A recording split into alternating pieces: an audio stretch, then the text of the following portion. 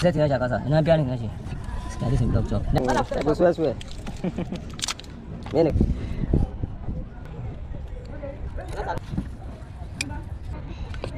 Tanya kram.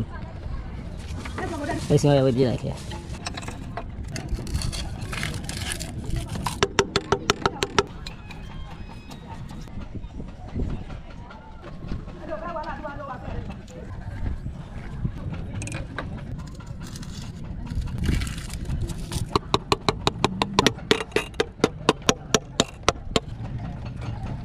Gue mau kamu kah?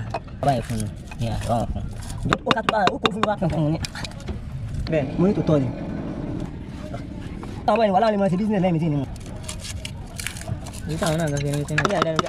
Dah. Bos ni mai orang. Ada di. Baca, baca aku.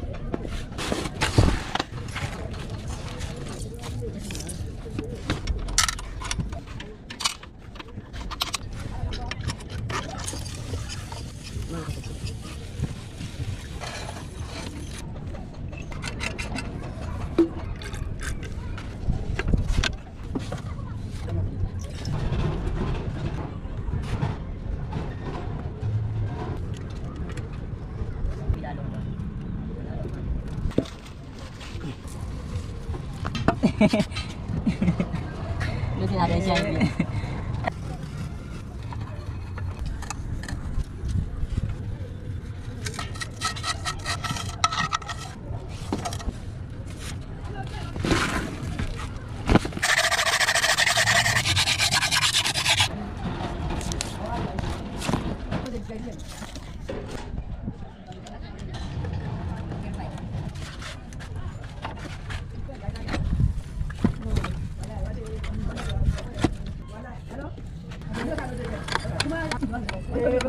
Bila kami besok kami mau cium-cium.